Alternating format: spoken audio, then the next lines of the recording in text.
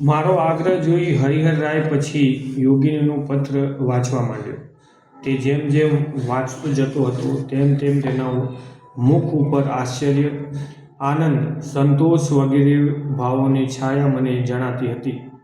પત્ર પૂર્ણ કરી તે થોડી ક્ષણો મારા સામું ટગર ટગર જોઈ રહ્યો અને પછી બોલ્યો, મણિધર રાય, મને એક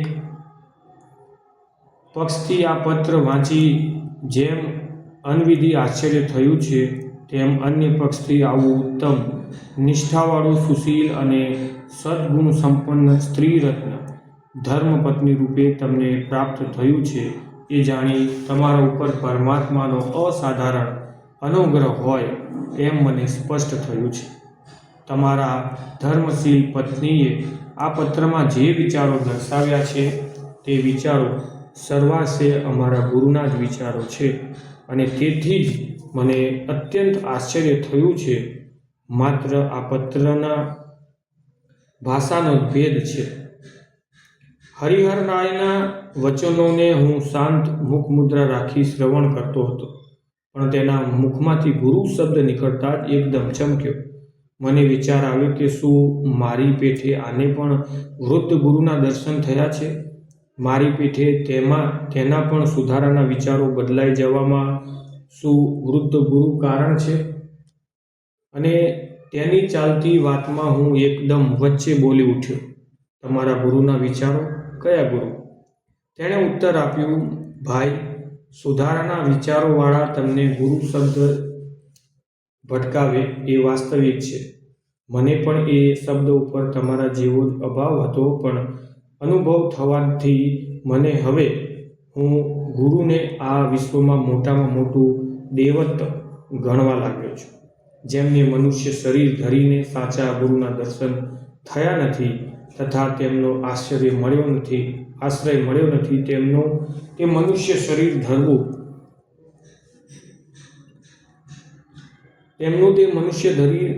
ધરવું લજ્વાગ્રસ્ત નિષ્ફળ છે.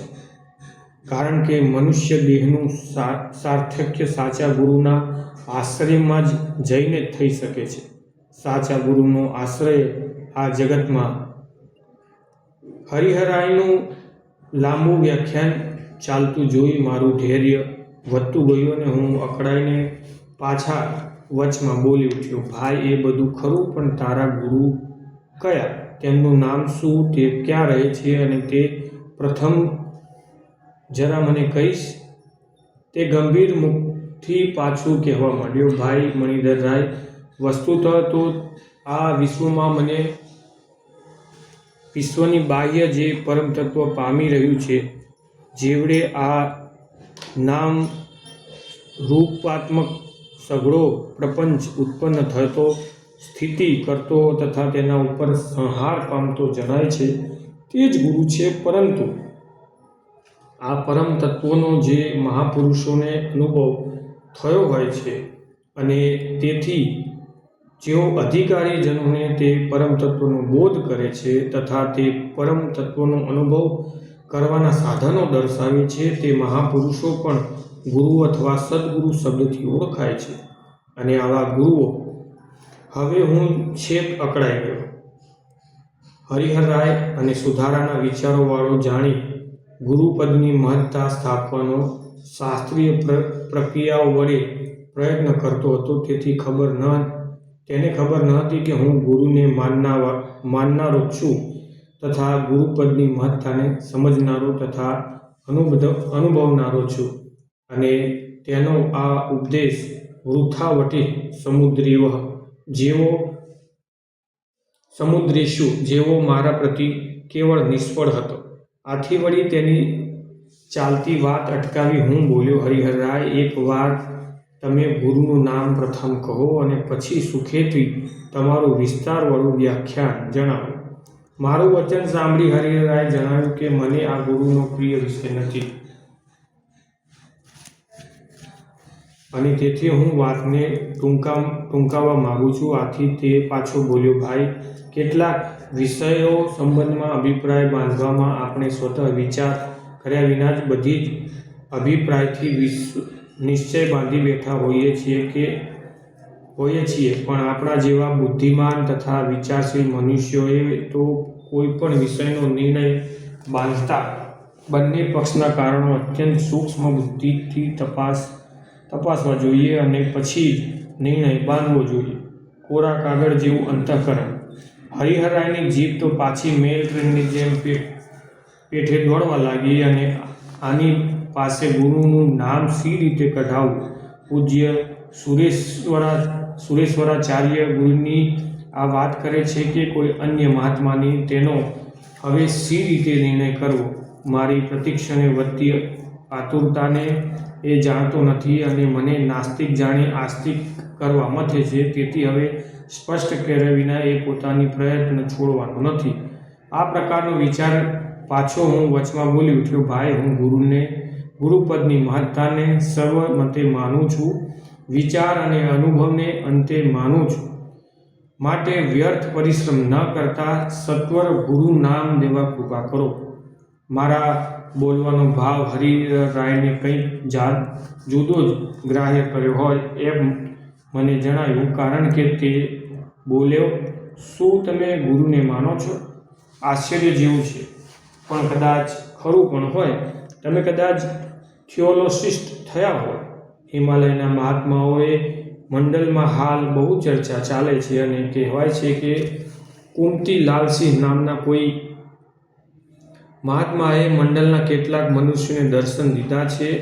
ભાઈ, તમારા ગુરુ આ કુંતીલાલસિંહ તો નથી, અથવા મેડમ બ્લેકસ્ટરીટ. પાછી હરિહરાયની વાણીનો પ્રવાહ તો અન્ય દિશામાં વેગથી વહેવા માંડ્યો. આ સગળું સાંભળવાની હાલ મારા મનની સ્થિતિ ન હતી, તેમ મને અવકાશ પણ ન હતો. તેથી વળી તેને બોલતો અટકાવી મેં કહ્યું, હવે તો હું તમારું આ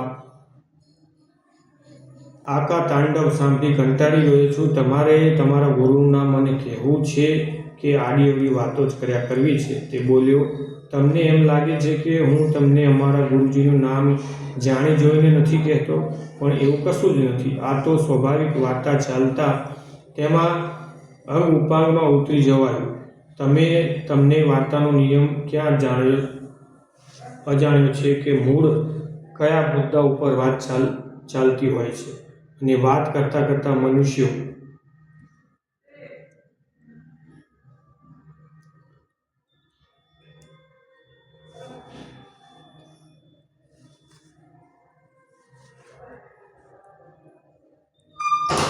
હું એકદમ બોલી ઉઠ્યો, મારે બનેલું નથી સાંભળવું. જે સાંભળવું છે તે તમારે કહેવું નથી, અને જે નથી સાંભળવું તે તમે મને બળજબરીપૂર્વક સંભળાવો છો, એનું શું? તેને કહ્યું, મણિધર રાય, તમે આજે આટલા બધા અકળાઈ ગયા છો. અમારા ગુરુનું નામ તમારે સાંભળવું છે. લો, સાંભળો. શ્રી આચાર્યજી. હવે મારું હૃદય શાંત થયું. તેણે નામ કહેવાનો આરંભ કર્યો તે સમયે મારું હૃદય ખૂબ ધડક થવા લાગ્યું હતું, અને હમણાં જ તે સુરેશ્વરાચાર્ય બોલશે એવું મેં ધાર્યું હતું, પણ આ પ્રમાણે ભિન્ન નામ સાંભળી હવે મારી વ્યાકુળતા શમી ગઈ, અને તેથી પૂર્વવત સ્વસ્થ થઈ હું પાછો વાતો કરવા લાગ્યો. મેં કહ્યું, આ નામ મેં કેટલીક વાર સાંભળ્યું છે ખરું. ત્રિપુરારિશંકરે પણ 2 વાર મને કહ્યું હતું કે અમારી જ્ઞાતિના નરસિંહાચાર્ય નામના એક મનુષ્યએ વડોદરામાં એક નવો પંથ કાઢવાનું ધતિંગ ઊભું કર્યું છે. વળી જ્ઞાન સુધામાં પણ તમારા ગુરુના વિરુદ્ધ કેટલીક ટીકા થોડા સમય ઉપર આવી હતી. ભાઈ હરિહરરાય, શું એ જ નરસિંહાચાર્યજી તમારા ગુરુ છે? અહીંના સુધારવાવાળા ઘણા તો તેમને લોકોને ઠગવાનો ધંધો લઈ બેઠેલા હોય ઢોંગી મનુષ્ય તરીકે ગણે છે. તેણે કહ્યું, ભાઈ, આ સ્થળે સુધારાવાળાઓનો છિલ્લાપણું જણાઈ આવે છે. કોઈ પણ વિષયનું પૂર્ણ શોધ કર્યા વિના તેઓએ સ્વભાવ જ પડી ગયો છે કે જેટલું પ્રાચીન આર્ય ધર્મને અનુસૂતું જોવું તે સર્વ ખોટું છે, ઢોંગ છે એવું જાહેર કરવું. જે લોકો અમારા ગુરુને ઢોંગી કહે છે તેમના ભાગ્યે જ એક પણ તેમને જોયા હશે, અને કદાચ જોયા હશે તો ક્વચિત જ તેમના પરિચયમાં આવી તેમનામાં ઢોંગ જેવું શું છે તે અનુભવ સિદ્ધ કર્યો હશે. વગર જોઈએ અથવા વગર તપાસ કરીએ કોઈ વસ્તુ અથવા મનુષ્ય ઉપર અભિપ્રાય આપવા મેદાનમાં પડવું એના જેવું મૂર્ખતા ભરેલું અન્ય એકે નથી. અને એમ છતાં હાલમાં કેળવાયેલા અને અનેક મનુષ્યોને આર્ય ધર્મના અસંખ્ય ઉત્તમ સિદ્ધાંતોને તથા તે સિદ્ધાંતોનું સમર્થન કરનારા મનુષ્યને નિદાન સંકોચ ધરતા નથી. નવી કેળવણી પવનથી પૂરી ગયેલ તેમના મગજને સઘળું નોનસેન્સ અને હંબલ જ ભાસે છે.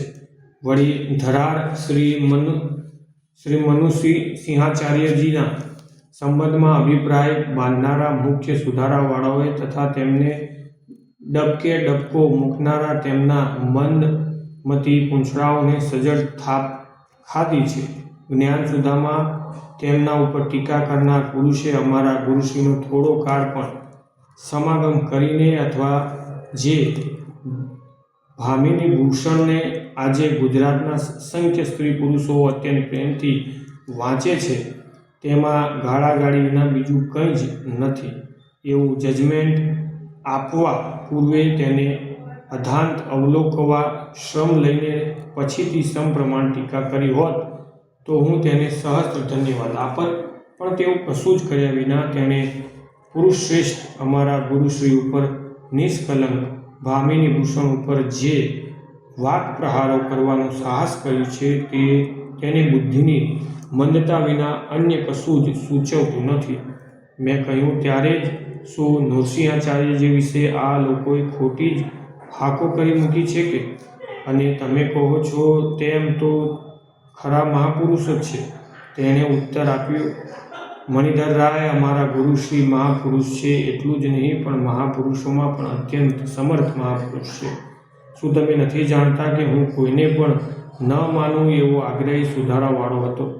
શું આપણે કૃષ્ણની, રામની, મહાદેવની અને પૂર્વના ઋષિમુનિઓની અનેક પ્રસંગે વ્યાખ્યાનોમાં નિંદા નહોતા કરતા?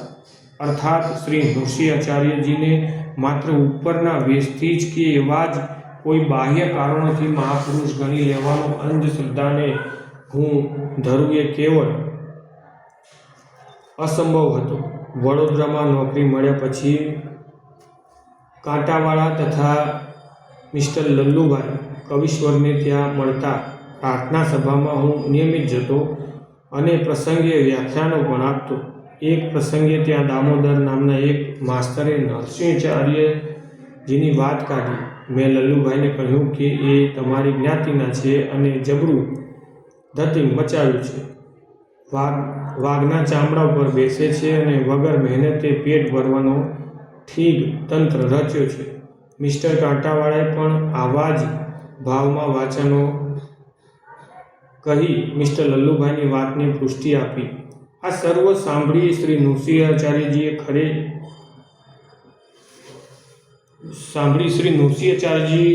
ખરે જ કોઈ ધૂર્ત અને ઢોંગી પુરુષ હશે એવો મારો નિશ્ચિત થઈ ગયો. કારણ કે મિસ્ટર લલ્લુભાઈ તથા મિસ્ટર કાંટાવાળા માટે મેં તે સમયે હું બહુ જ ઉચ્ચ માન ધરાવતો હતો. આ પ્રમાણે ખોટા અભિપ્રાય બંધાઈ જવાથી મને ત્યાં પછી મારા એક બે મિત્રોએ નૃસિંહાચાર્યજીના સમાગમે આવવા ઘણો આગ્રહ કર્યો. છતાં પણ મેં મનુષ્ય ઢોંગી છે, ધૂર્ત છે વગેરે વચનો કહી હું તેમના દર્શને ગયો ન હતો. પણ એક પ્રસંગે મારા તે મિત્રોએ મને અત્યંત આગ્રહ કર્યો અને બળજબરીપૂર્વકથી તેઓ મને શ્રી નૃસિંહાચાર્યજી પાસે તેડી ગયા. મણિધર રાય, આ મહાપુરુષનું દર્શન થતાં જ મારી મતિનું જાડ્ય તત્કાળ નિવૃત્ત થઈ ગયું. તેમની અસાધારણ પ્રતાપમય ભવ્ય મુખમુદ્રા, નિસમય જ્ઞાન, હૃદયસંગમ મનોહારિણી અમૃતમય વાણીથી મારી અલ્પ સમયમાં જ ખાતરી થઈ ગઈ કે મિસ્ટર લલ્લુભાઈ તથા મિસ્ટર કાંટાવાળા જેવા બુદ્ધિમાન વિદ્વાનોએ લેશ પણ તપાસ કર્યા વિના શ્રી નૃસિંહાચાર્ય સંબંધમાં અભિપ્રાય બાંધવામાં ભારે ભૂલ કરી છે. મિત્ર, તે સમય પછી અર્થાત આજ 3 વર્ષથી શ્રી નૃસિંહાચાર્યજીના ગાઢ પરિચયને હું સેવું છું અને મારી પૂર્ણ ખાતરી છે કે અમારા ગુરુશ્રી જેવો અર્થાત તત્વિદ મહાત્મા આ વર્તમાન કાળમાં મળવા બહુ દુર્લભ છે. મેં કહ્યું, ભાઈ, મને તમારા ગુરુમાં પૂર્ણ શ્રદ્ધા છે અને તેથી વગર તપાસ કરીએ તમારા ગુરુશ્રીના સંબંધમાં બીજાના અભિપ્રાય પ્રમાણે ખોટો અભિપ્રાય બાંધવામાં મેં પણ ખોટી ભૂલ કરી છે એ મને સ્પષ્ટ થાય છે અને તેથી હું તમારી ક્ષમા ચાહું છું. પણ હજી મને એક શંકા છે. લોકો કહે છે કે તમારા ગુરુ પોતાને પરમેશ્વર માને છે, પોતાની આરતી ઉતરાવે છે અને શિષ્યોને સાષ્ટાંગ કરવાની ફરજ પાડે છે. એ શું ખરું છે? તેણે તે ઉત્તર આપ્યું, આ પણ યથાર્થ ચોકસી કર્યા વિના જ જેમ સામાન્ય મતિના મનુષ્યો બીજા બધી બાબતોમાં ગમે તેવી પાયા વિહોણી નાની વાતો ચલાવે છે, તેવી જ પાયા વિનાની વાત છે. વસ્તુતઃ તો અમારા ગુરુશ્રી પોતાની સમીપ આવનાર સર્વને પોતે પરમેશ્વર છે એમ કહેતા નથી, પણ તમે સર્વ તત્વદ્રષ્ટિ પરમેશ્વર છો એમ કહે છે. અર્થાત સર્વ મનુષ્યો અજ્ઞાનથી પોતાને જે અલ્પ શક્તિવાળા તથા અલ્પ જ્ઞાનવાળા જીવરૂપે માને છે તેવા તમે નથી, પણ સતચિત આનંદમય પરમેશ્વર છો એવો તેનો નિરંતર બોધ છે. શિષ્યો હલકા છે અને પોતે ઉચ્ચ છે એવું વર્તન તેઓથી મન, વાણી અને કૃતિથી કદી જ કરતા નથી. તેઓ શ્રી અપરિચિત વાત્સલ્યથી પોતાની પ્રતિ આવનાર સર્વને તેમના હિતનો જેમ કોઈ પોતાના બંધુને અથવા મિત્રને ઉપદેશ આપે છે તેમ ઉપદેશ આપે છે. તેઓ શ્રી કદી જ કહેતા નથી કે તમે મને પરમેશ્વર રૂપે પૂજો અથવા મારી આરતી ઉતારો અથવા મને સાષ્ટાંગ દંડવત પ્રણામ કરો, પરંતુ તેમના અનંત ઉપકારથી તેમના હૃદય તેમના પ્રતિ અસાધારણ ભક્તિભાવથી નિરંતર ઉભરાઈ જાય છે.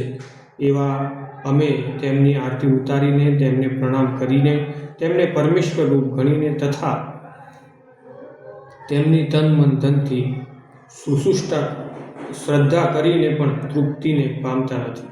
મેં કહ્યું, તે સર્વ ખરું, પણ તમે સર્વ તેમની આરતી કરો અથવા તેમનો સાષ્ટાંગ કરો ત્યારે તેઓ શ્રી તમને કેમ કરતા રોકતા નથી? તેઓએ તમને કહેવું જોઈએ કે આ સર્વ માન ઈશ્વરને ઘટે છે અને તેથી મારા જેવા મનુષ્યને તમે તે માન શા માટે આપો છો? તેણે ઉત્તર આપતા કહ્યું, ભાઈ, તેઓ યથાર્થ તત્વિદ મહાત્મા હોય છે. તેઓના અનાગ્રહ છૂટી ગયા હોય છે.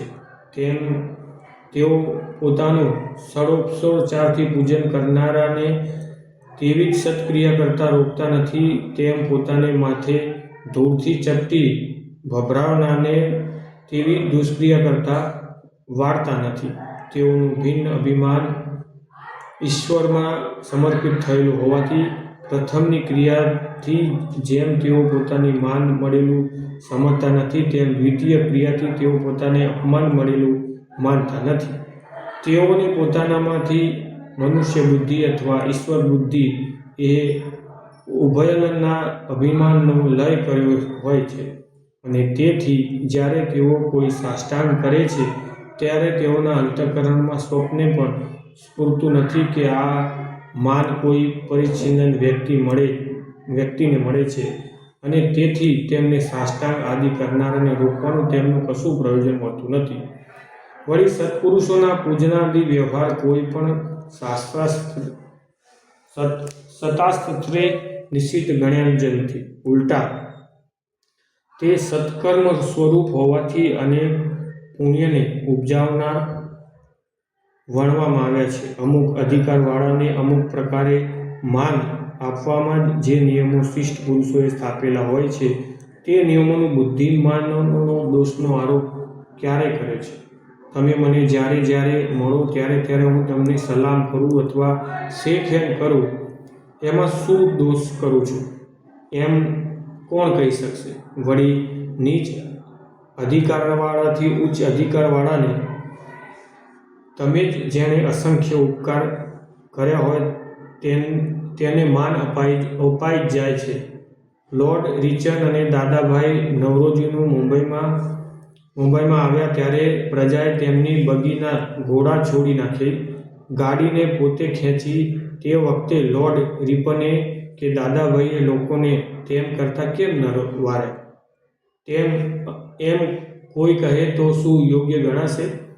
અમુકને અમુક પ્રકારનું માન આપવું, અમુકને અમુક પ્રકારનું આપવું એ પ્રકારે શિષ્ટ પ્રમાણે સ્થાપેલા નિયમોમાં કોઈ પણ બુદ્ધિમાન વિરોધ લેતા જ નથી. તો પછી મહાપુરુષોના માન આપવાના સત્યશાસ્ત્રને સ્થાપેલા શિષ્ટ નિયમો પ્રમાણે અમે વર્તીએ તેમાં સુધારાવાળાઓને મિથ્યા વિરોધ લેવાનું પ્રયોજન શું?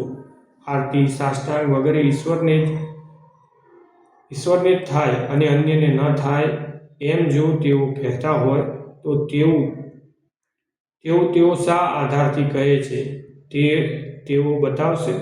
જે શાસ્ત્રો ઈશ્વરને આરતી તથા સાષ્ટાંગ આદિ કરવાનું કહે છે તે જ શાસ્ત્રો બ્રહ્મવિદ સત્પુરુષોને ઈશ્વરતુલ્ય ગણવાનો, ઈશ્વર દશક માન આપવાનું તથા ઈશ્વરદેશ તેમની ભક્તિ કરવાનું કહે છે. તો પછી શાસ્ત્રની આ આજ્ઞાને અનુસરનારને કોઈ મહાત્માએ રોકવાનું પણ શું પ્રયોજન? અમારા ગુરુને બ્રહ્મવિદાર મહાપુરુષ નથી એવું આ પ્રતિપક્ષીઓ જ્યાં સુધી સપ્રમાણ સિદ્ધ ન કરી શકે ત્યાં સુધી તેમને અપાતા ઈશ્વર દ્રશ્ય માનનાના વિરોધ ઉઠાવવાનો તેમને લેશ પણ અધિકાર નથી.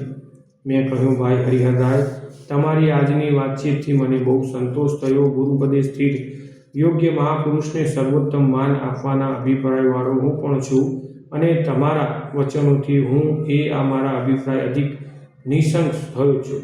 વારું, તમારા ગુરુશ્રી હાલ ચાલતા અનેક ધર્મોમાંથી કયા ધર્મોનો બોધ કરે છે અથવા તેમણે કોઈ નવો પંથ કાઢ્યો છે?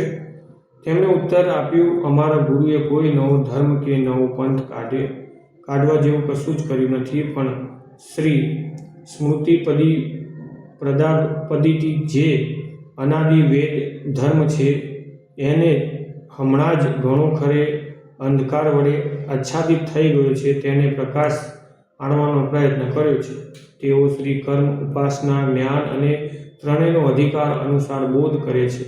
કર્મ અને ભક્તિને અનુસરનારા જેમ જ્ઞાનનું ખંડન કરે છે અને જ્ઞાનને અનુસરનારા જેમ કર્મ અને ભક્તિનું ખંડન કરે છે તેમ તેઓ શ્રી કોઈનું ખંડન કરતા નથી, પણ સર્વોત્તમ કલ્યાણ જે મોક્ષ તેનો અનુભવ કરવામાં તે ત્રણેયની અનિવાર્ય આવશ્યકતા પ્રબોધે છે.